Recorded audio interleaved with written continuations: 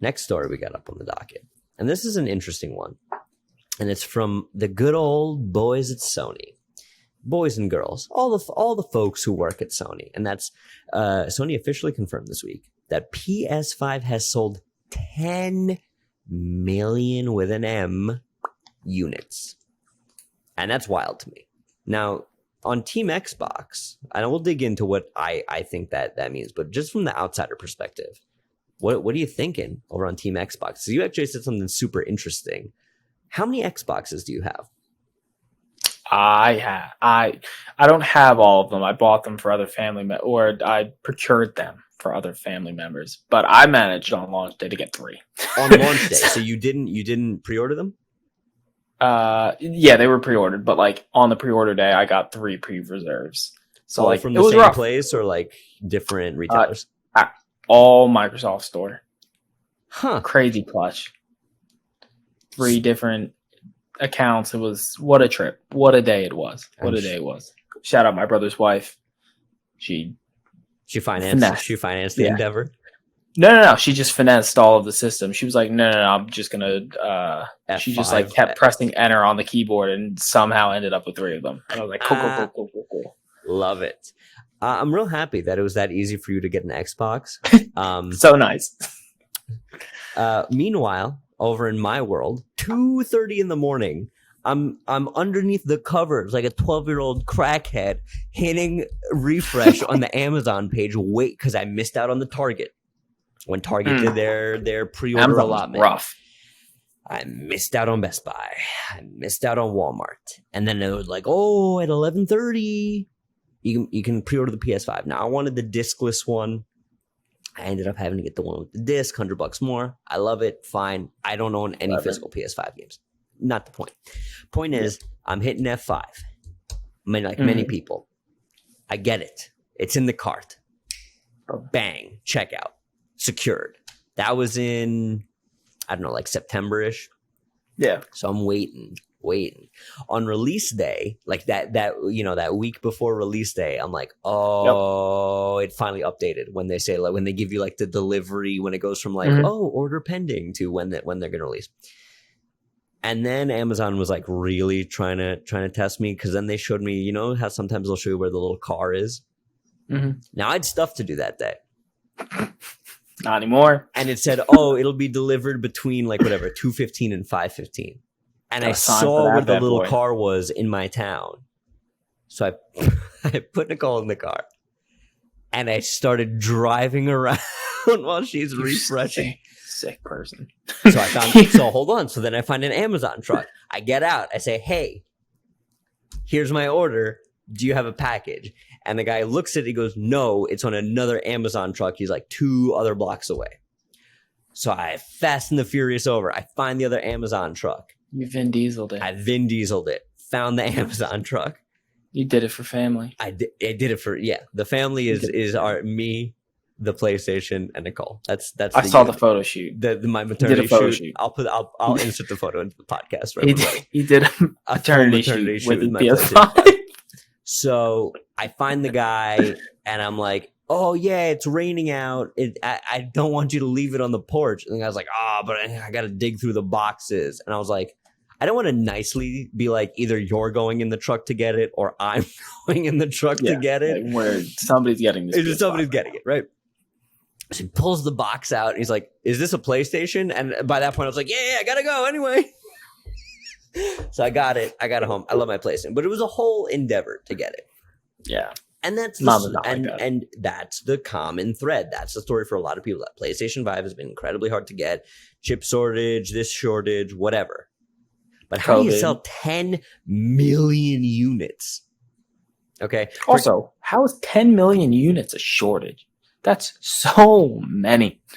But so can you imagine what Sony's projections are if 10 million is a shortage to them? Yeah. I mean, they're projected, if it's a shortage, their projections must have been lower.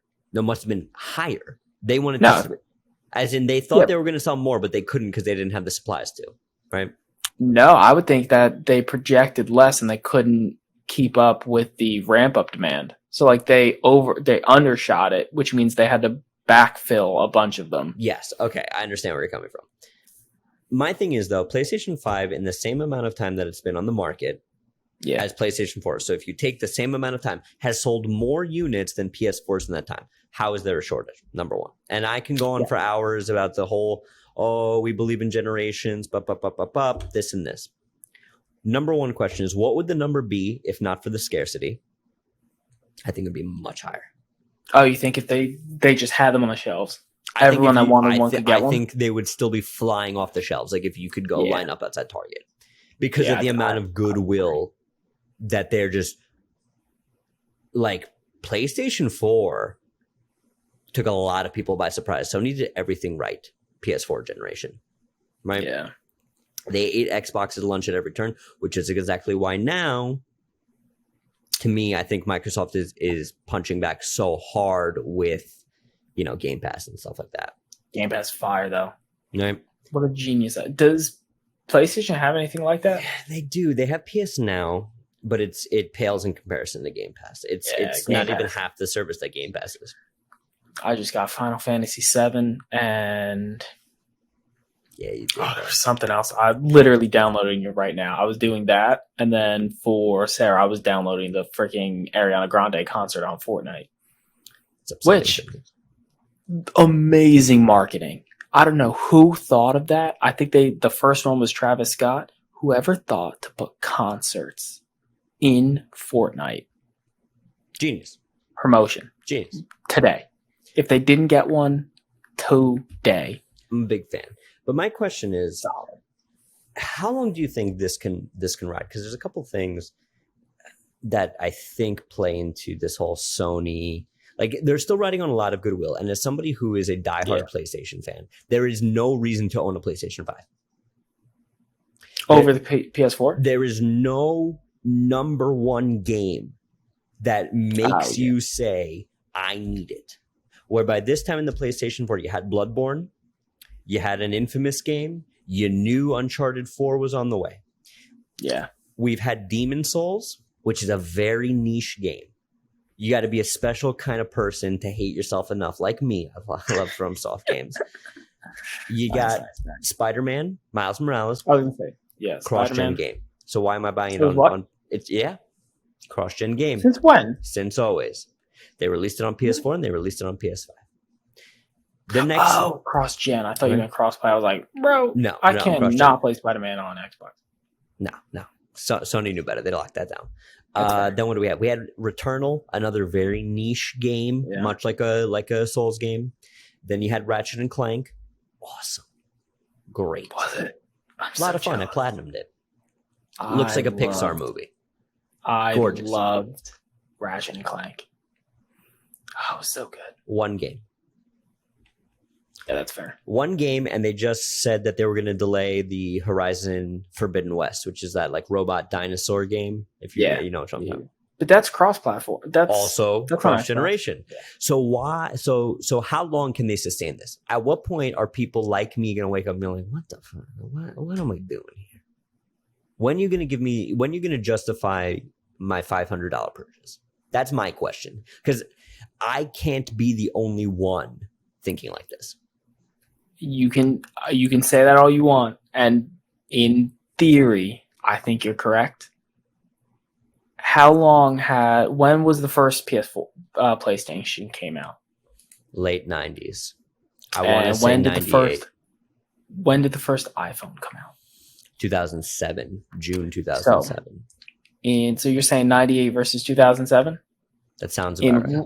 Roughly 10 less years. Apple's come out with 12.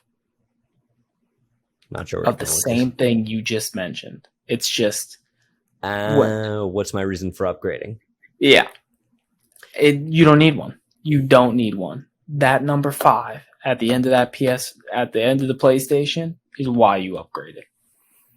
And it's always going to be the reason you upgrade. Because they made a new one. It's got to be better. To the average consumer, it's got to be better. Nobody thinks like... I mean, it's good. To be honest, I like it. Right. You're definitely right. And that's the worst part about all of this, is you're 100% right. They can come out with a new Xbox tomorrow. And I would consider it. Like I would think long and hard. Like if they came out an Xbox Q, there's a good chance they might have me. Might have. I'm also extremely marketable. That's true. You get me to buy almost anything. Shiny things get me really excited real fast. If you get a good cover, if you get a good cover to anything. Whew. So okay, so you think so? Do you think that Microsoft at some point in this generation will overtake Sony in the gaming space the way that they had in 360? Which, by the way, by the end of that generation, they were more PS3 sold than Xbox 360s, but they had them in the first round. They had them in the first round. However, I don't think they necessarily need to beat them on units sold if they can get the most amount of money out of their units with Game Pass. And I think that with Game Pass, yeah. So like if you're getting months and like if you have, I think it's 6.5 million is how much the Game Pass went, or not Game Pass, how many Xboxes sold in the same amount of time as the 10 million PS5s. If you could throw Game Pass onto enough of those that your profit margin, which is very small on consoles, their like console profit margin is like little to none. I would argue that they lose money. I would argue that Game Pass is a significant loss leader right now. Always. I think in perpetuity. I think it's gonna be a very long time before Microsoft turns a profit on Game Pass. I don't think so, because they don't need to they don't need stores like GameStop anymore. Like they don't need to sell their product to other retailers. Like they just have it. And how many people just re-up their sub and just not know? Fair enough. So like I think they're getting their return on that is, I think it's gonna be quick. Because like I just bought it. I bought it for $1 a week and a half ago. That's how they get. Am I gonna notice the re-up in a month? Probably. I'll see it, and then I'll be like, well, I got it for another month. Yeah, well, it already, by the time you see it, it already hit the card. So then I gotta wait till next month. Yeah. Yeah, and if I am a upstanding financial member of the society, I will take that time to cancel it.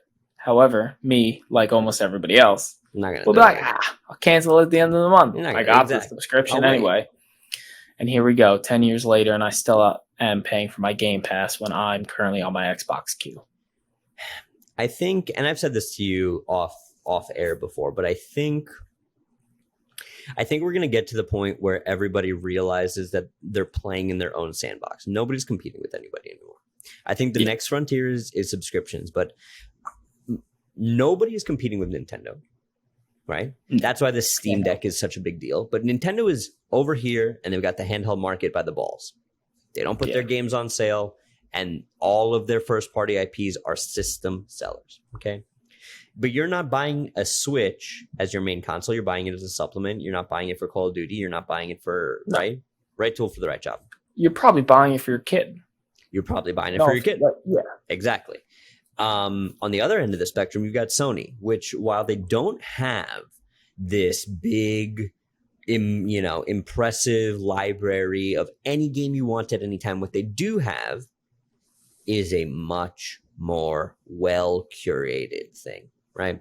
I would argue that the 6 biggest games Sony put out during the PS4. So what Sony does is if you have a PS Plus, which is like their Xbox Live equivalency, you get PlayStation Gold, PlayStation Collection. It's some kind of a thing where it's like a mini Game Pass where they have like this Hall of Fame of games, right? But in there, you've got Last of Us, you've got God of War, you've got Horizon, you've got Bloodborne. I would argue those 4 alone are better than the top 95% of games on Game Pass, regardless of how many you have. As like revenue generating, or do you think there's better games? Just better games. Games that will make you say, if you have an Xbox, damn it. Last of Us 2 looks so good. Yeah, that's fair. I bought Game Pass. I bought Game Pass for Final Fantasy 7. And pause. When you say Final Fantasy 7, you mean the remake or the original? The remake. Okay, fair enough. Final Fantasy 7, Mass Effect, the Gambit of them, and then the Halo series. Okay. So those are heavy hitters, but like they're not single player story content to the caliber of what you mentioned. Exactly.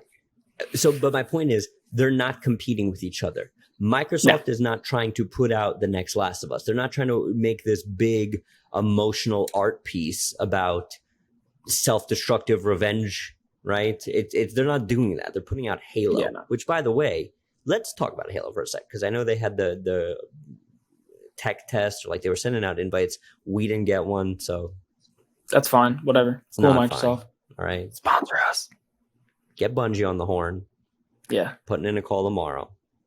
Got it. My point is, with Sony seems like they're on really loose footing right now.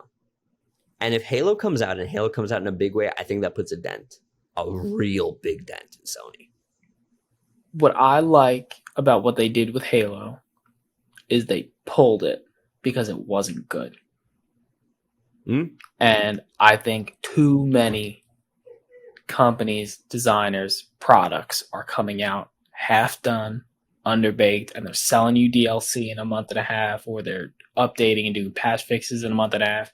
They said Halo was not up to standard and didn't ship it, and they really needed a launch title. What did Series X launch with? Phoenix Rising. It was trash. Sorry if anybody enjoyed that game. It was awful. You're also trash. I'm just gonna say Immortals Phoenix Rising was terrible. Yeah, I'll say it. It was what a upsetting night I had after spending $60 on Immortals Phoenix Rising. And you got in at full price. Bang, they got you. Oh yeah, I bought it the day it came out. Literally had it downloading during work, pre-purchased it. I'm sorry. I'm so sad. I'm sorry for your loss, man. What that $60 could have done. Anything else. But back to the original point. It didn't launch with anything. Launched with no solid real game. And I would have bought Halo. It could have been worse than Phoenix Rising. It really could have been, and I would have bought it, and you would have still bought it. Yeah. But they pulled it. So I respect that. So do you think excuse me, do you think a really, dangerous Halo release puts Sony in a bad place long term? Do you think this 10 million is just a head start? Long term, I don't think so. I think so? It might make the Series X outperform it in a blip. But I think Sony's just got the content, and they have that space, and they are going to be there. They have the game content, and Microsoft has a lot of stuff that they're into. I don't know where the Xbox is on their set of priorities, so I don't know how much they care. Obviously, they want to do good. It's their product. But I don't think a heavy Halo does long-term damage. If PS5 doesn't deliver after, maybe some long-term damage just for the PS5's lifespan, and you might see a swap in people buying Xboxes versus people buying PS5s, but I don't think Halo is a big enough pull to people that don't play Xbox. I agree. Yeah, I think Halo reinforces your Xbox and keeps people playing on Xbox, but I don't think it's pulling anybody from PS5. I'm right there with you. I don't think Halo is as big as it once was. I think if this was a Halo 3 back in the day, then 100%. But I'm right there with you that I don't think this is something. But what worries me is that Microsoft is making all these acquisitions, right? They've got all, and especially with the Bethesda thing. They bought Bethesda. I'm so excited. If Microsoft gets their life together with just the amount of studios that they have, they can bury Sony in just amount of releases. Because what I said before, think about it. 2 real big games, Demon Souls and Ratchet and Clank. But if I'm Microsoft and I own id, Bethesda, Double Fine, all of their Ninja Theory, 343, Gears of War Studio, Undead Labs, the Forza team. Like Microsoft owns so many studios that if they really got their life together, could just every other month put out a big title, and there's nothing Sony could do about it. Imagine Elder Scrolls 6. I think it's Valenwood, Xbox. That's what they're PC, saying. Exclusive. Well, Starfield's exclusive. I would die happy if Bethesda put out an Xbox exclusive Elder Scrolls game. I don't think I would ever need another video game in my life. Done.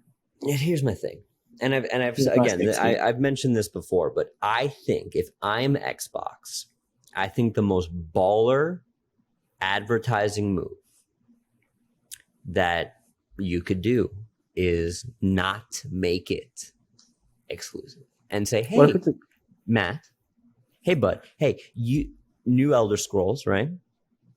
You have a PS5, $70. You have Game Pass, day and date, $10 a month. Same game. What you gonna do? Hear me out. You do that. I like the idea. I really do.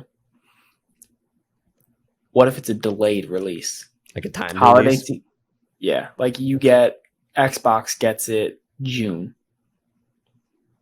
PS5 gets it November. Well, that's an old thing. They used to, I mean, back in PS3 and Xbox 360 days, there were a bunch of games like this. I think Skyrim was one of them. And I'm gonna look this up. I'm almost positive that Skyrim had a delayed release on PS3, and I think BioShock as well. I don't know about BioShock. I feel like I wouldn't care because as long as it wasn't a delayed release on my console, didn't really care. I think the last thing I saw that was a delayed release was the Crash series, the new Crash, the Insane trilogy. Yes, I know which one you're talking about. Dragonborn PC release. Also, on an unrelated note, specifically for the fans, link. Spyro, the Reignited trilogy, should have came out on the Switch immediately, and I'm upset about it. I agree. I think that's that's the let's see here from Kotaku in 2012. Skyrim didn't play nice with PS3. We did a time. Yup, it was a delayed release. It was a delayed release. I knew it. So here's my question, because we're running a little bit long here, and I want to make sure that we don't take up too much of people's time. Is tying this whole conversation together in something I just realized, I must just crap my pants, is speaking of all this exclusivity. Yep. For the last few Call of Duty games, who has their branding partner been? PlayStation. Yeah. Do you think the reason we haven't seen this year's Call of Duty is because they were set to announce it at the PlayStation thing, and Sony said, listen, get your house together before, we go out to bat for you? That's a wild speculation on my part. I think that's a pretty wild speculation because Activision correlates things so well that if they were releasing something and it was planned to be released somewhere, it's getting released. Yeah. They don't mess around with timelines, and I think that's why some of their products suffer sometimes. But when they got a hard deadline, they got a hard deadline. They would have released it if it was planned for it. And I mean, unless Sony had that much pull with them to say your game's not coming on our stage. Yeah, and I don't think they would do, not for Call of Duty. If it was something else. Oh, I still want to believe you. I don't know. Put it on. But because my thing is, I feel like we would have seen the new Call of Duty by now. I feel like we would have seen it by now. It's coming out. If it is coming out and it's coming out in November, it's August. Yeah, unless clock's ticking. Yeah, I get that. But we don't even have a title, nothing. People are speculating that it's called Vanguard, but nothing concrete. That's kind of cool. Yeah, they're saying it's going to be like another World War II one. That sounds tough. I don't know. Yeah, it is suspicious. It's a little suspicious. They could be pulling an Apex Legends. No marketing. Oh, just drop it? No. Drop it and pay streamers. Drop it and pay streamers. All of a sudden, Warzone's not doing well. Apex is all over the place. September 10th release. Boom. Call of Duty, Vanguard. I don't think they have the balls. Download it. I don't know. I would love that. I would love that too. I think it would be great. I just don't think they have the balls to do that. I don't think they would take that gamble on one of their biggest properties, especially when things are so in flux. I had no idea who Respawn was. I had never played Titanfall 1. I had never played Titanfall 2. The sheer, just baller status of releasing a game with no marketing, no announcements, and just putting it out there and saying streamers play, advertising day of money. I would rather every game be like that. I think that should be every marketing cycle, because think about Bethesda actually Bethesda is somebody who I can say kudos on that. When they did that with Fallout 4, they announced it in June and November it was out. That's perfect. Yeah, perfect. I mean, yes, I think that is the correct way to do it, and I think that is the way to best use your product. But there's something about you don't know. You go get it right now. It's just it's out. I mean, those just are the baller E3 moments where they're like, "Oh, and you can play it now." When they do that, download it. Oh, and everyone at E3 is like, "Damn!" Just goes nuts. Wish I was home next to my Xbox so that I could play. Bro, so okay, quick little aside before we jump off here. I went to E3 in 2017. It was the first E3 where you were allowed to go, where they opened it up to the public. So I was like, I gotta go. And bro, there were people bringing their Xboxes with the screen on it. Have you ever seen when people put I have, and playing them on their show floor? I was like, bro, what? It's ridiculous. People live different lives. Lives. That's hardcore. So Matt, thank you so much for joining me and me joining you on this inaugural episode. How'd you feel? Did you like it? Was it good for you too, man? Oh my God, I loved it. What a passion project. Yes, it is. Solid.